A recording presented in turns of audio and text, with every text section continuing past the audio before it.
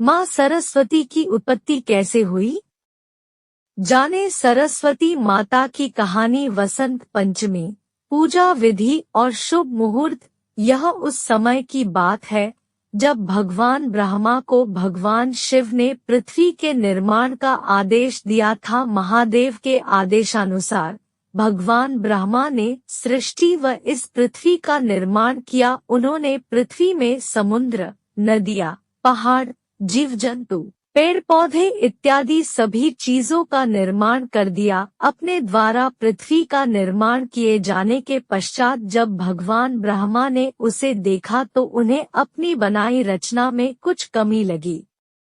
पृथ्वी दिखने में तो बहुत सुंदर थी, लेकिन चारों ओर केवल मौन व उदासी छाई थी। कहीं कोई ध्वनि व संवाद नहीं था एवं सब सूना सूना सा प्रतीत हो रहा था। कहने का तात्पर्य यह हुआ कि पृथ्वी में कहीं भी कोई ध्वनि या संगीत नहीं था, जिस कारण पक्षियों के चहचहाने, नदियों के बहने, हवा की सरसराहट इत्यादि कुछ भी सुनाई नहीं पड़ रहा था। यह देखकर भगवान ब्रह्मा अपनी रचना पर अत्यंत दुखी हो गए और इसका उपाय निकालने भगवान विष्णु के पास गए। दुखी मन से भगवान ब्रह्मा विष्णु लोक पहुँचे और उनके सामने अपनी समस्या रखी। उन्होंने भगवान विष्णु को बताया कि चूंकि अब यह सृष्टि उन्हें ही चलानी है, लेकिन वे उन्हें यह सुनसान सृष्टि नहीं सौंप सकते, इसलिए इसका कोई मार्ग निकाले। भगवान विष्णु ब्रह्मा की चिंता का कारण समझ गए और इसके लिए उन्होंने आदिशक्ति को बुलाने का आह्वान किया। भगवान विष्णु जानते थे कि किसी भी चीज को पूर्ण केवल पुरुषत्व नहीं कर सकता और उसमें स्त्रीत्व का होना अति आवश्यक है। भगवान विष्णु के द्वारा आह्वान किए जाने पर माँ आदिशक्ति वहां प्रकट हुई ताकि वे एक नई दैवीय शक्ति को जन्म दे सके। माँ के प्रकट होने के बाद भगवान ब्रह्मा ने उन्हें सृष्टि का अवलोकन कर उसकी कमी को दूर करने की याचना की। माँ आदिशक्ति ने सृष्टि का गहन अध्ययन किया और पाया कि इसमें तत्व तो सभी विद्यमान है, लेकिन ध्वनि व संवाद की कमी है। साथ ही सृष्टि में बुद्धि व ज्ञान का भी अभाव था। अब माँ को एक नई शक्ति का विकास करना था जो सृष्टि की इस कमी को दूर कर सके। सृष्टि की कमी को दूर करने के लिए माँ दुर्गा के शरीर से एक तेज उत्पन्न हुआ व उसमें से श्वेत वस्त्रों में 4 हाथों वाली एक दिव्य नारी प्रकट हुई।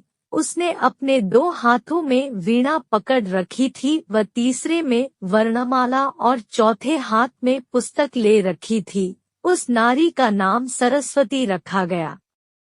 माँ सरस्वती ने प्रकट होते ही अपनी वीणा से मधुर संगीत बजाया। वीणा का संगीत बजते ही विश्व के समस्त प्राणियों में वाणी का विकास हुआ। वायु में सरसराहट होने लगी, जलधारा में कोलाहल हुआ व पूरा विश्व मानो चहक सा उठा। पूरी पृथ्वी में विभिन्न प्रकार की ध्वनियां गुंजायमान हो उठी, जिस कारण हर किसी में एक नया उत्साह व उमंग का संचार हुआ। इसी के साथ उन्होंने विश्व के सभी प्राणियों व जीव जंतुओं की प्रजातियों में उनकी क्षमता के अनुसार विद्या का विकास किया। माँ सरस्वती के प्रभाव के कारण ही हर जीव के अंदर विभिन्न कार्यों को करने की दक्षता थी व सभी में उसी अनुसार अलग अलग कौशल विकसित हुआ। भगवान ब्रह्मा और माँ सरस्वती का विवाह। इसके बाद माँ आदिशक्ति ने ब्रह्मा जी से कहा कि जिस प्रकार माँ लक्ष्मी भगवान विष्णु की आदिशक्ति है, माँ पार्वती महादेव की, उसी प्रकार माँ सरस्वती आपकी आदिशक्ति व धर्मपत्नी होंगी। माँ आदिशक्ति के कहनुसार भगवान ब्रह्मा ने माँ सरस्वती को अपनी अर्धांगिनी के रूप में स्वीकार कर लिया। इस कारण हम सभी माँ सरस्वती को विद्या, बुद्धि, वीणा व संगीत की देवी मानकर उनकी पूजा करते हैं। हर गुरुकुल व विद्यालय में विद्यार्थी माँ सरस्वती की आराधना मुख्य तौर पर करता है। संगीतकार भी माँ सरस्वती को अपनी आराध्य देवी मानते हैं। वसंत पंचमी, पूजा विधि और शुभ मुहूर्त। वसंत पंचमी 2024 की तिथि। पंचांग के अनुसार माघ महीने की शुक्ल पक्ष की पंचमी तिथि की शुरुआत 13 फरवरी को दोपहर 02:41 से हो रही है। अगले दिन 14 फरवरी को दोपहर 12:09 पर इसका समापन होगा। उद्या तिथि 14 जनवरी को प्राप्त हो रही है, इसलिए इस साल वसंत पंचमी का पर्व 14 फरवरी को मनाया जाएगा। वसंत पंचमी 2024 पर पूजा का शुभ मुहूर्त 14 फरवरी को वसंत पंचमी वाले दिन पूजा का शुभ मुहूर्त सुबह 7:01 से लेकर दोपहर 12:35 तक रहेगा। ऐसे में इस दिन पूजा के लिए आपके पास करीब 5 घंटे 35 मिनट तक का समय है। वसंत पंचमी की पूजा विधि।